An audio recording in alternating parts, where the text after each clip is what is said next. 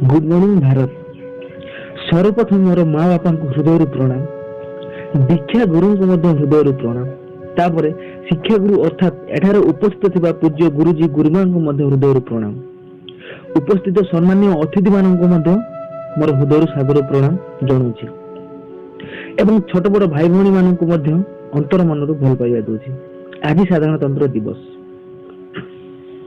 आम मैंने प्राय आज दिवस को सर्वदा हेय ज्ञान करिथाउ, कहीं ना आज कौन कौन साधारणतंत्र दिवस पालन होउची ताहा भी जानिनु, साधारणतंत्र अर्थ कौन आम भी जानिनु, ए दिवस पालन मूल लक्ष्य कौन आम ताहा भी जानिनु। बस से कौन आपण माने विश्वास करछुंती एमिति किछि हृदय विद्यार कुसित चिंता लोकमानक भितर थिला जे छोट जातिर लोकमानक पाठ पढ़िबार अधिकार मध्ये दे जाउनथिला, एमिति कि गाँ मुंडर थिबा कूअर मध्ये पानी पीवा को दे जाउनथिला।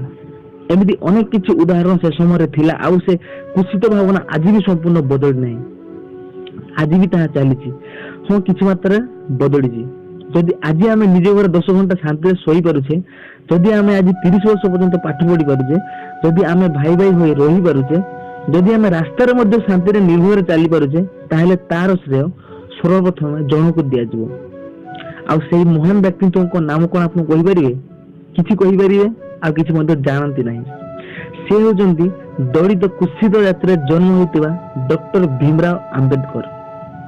से प्रथमे एसबु अधिकार को संपूर्ण समान भाव समस्त को मिलू बोली स्वर उत्तोलन करथिले। भारत अनेक धर्म, अनेक भाषा, अनेक संप्रदाय जेमिति कि हिंदू, मुसलमान, सिख, ईसाई एमिति अनेक संप्रदाय को एकाठी नहीं गठित, किंतु समस्त को एकतार सूत्र से बांधि रखि पारिछि, समस्त को समान अधिकार दे पारिछि। आ वसुधैव कुटुंबकम नारा आज पर्यंत उड़ी चली। आज पवित्र साधारणतंत्र दिवस हृदय सम्मान आ महान कीर्ति से मन पकेबा जो माने कि हम देश किसी कर देश बलिदान दे पारछंती एवं जो माने देशर सीमा रेखार दिन राति जगी रही आमको 10 घंटार निद आमको शुणुचंती, हृदय सम्मान से दबा, जेमती कि आम राज्यर सरकार हो अथवा भारतर प्रधानमंत्री होता। आउ केबे केबे मध्य मन पकेबा दरकार देशमातृकार से भक्त मानक जो माने कि आम पई निज जीवन को बलिदान दे जाइछंती।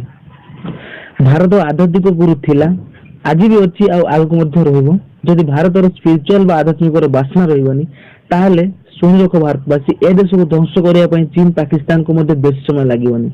मात्र केते घंटार सारा भारत एक मशानी परिवर्तन हो जिवो। 200 वर्षर इंग्रेज शासन आउ महमूद आकबर भोड़ी ताकर क्रूर शासक मानक भितर मध्य भारत आज टेकी रही आ ता सांगरे अनेक जाति, अनेक भाषा संप्रदाय को मध्य सांगरे नहीं चली। तार मूल कारण हो स्पिरिचुअल। आरंभ मु कहूली कि अनेक पिला जान नथिबे जे आज दिवसर कारण कोन बा साधारणतंत्र दिवसर मूल लक्ष्य कोन से मध्य जान नथिबे। भीमराव आंबेडकर किए से मध्य जान नथिबे, एमिति कि आपण मानको हस मध्य लागे कि महात्मा गांधी किए मध्य जान नथिबे अनेक पिला। आ तार मूल कारण होची सर्वप्रथम 70% जीव शिक्षा व्यवस्था को।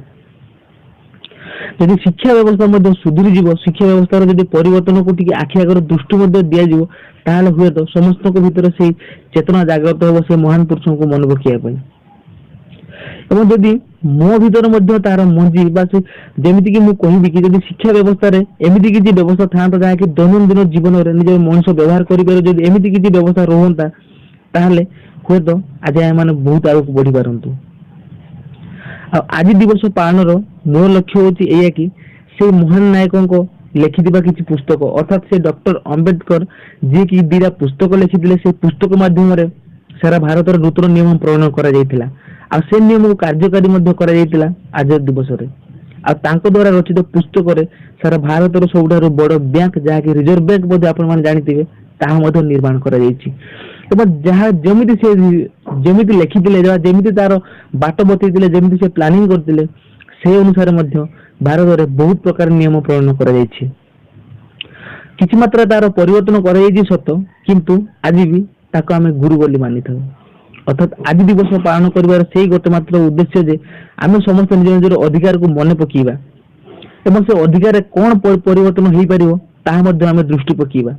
काहे कि ना पूर्व जमी अनेक जमी आप कहली कि दलित कुषित चिंताधारा लोक मन भर थिला एवं वर्तमान से सब किसी ना केते मात्रा परिवर्तन होती से सब जिन को मन पकेबा आगु कौन बदली पारिबो ताहाको मध्ये आज निष्पत्ति नवा बस आज दिवस मूल लक्ष्य होची केवल एटा एवं मु जहाँ आपण मानक कहली ताहा जदि मु कोडी शिक्षा को पाइची ताहा मध्ये महापुरुषों जीवनी पढ़ी पढ़ी कारण घरे गोटे पुस्तक थिला से पुस्तक पढ़ी ही मु आज आपण मानक सब कहि पारुची सुनी पारुची आ शिक्षा व्यवस्था जदि एमिति भी परिवर्तन किछि करा जीवो महापुरुष मानक जीवनी हो बा तांकर अमूल्य जीवन विषय जदि आम मानक शिक्षा दिया जाए ताल निश्चित ऊपर आम जीवन मध्ये परिवर्तन आसी पारिबो। जय हिंद जय भारत।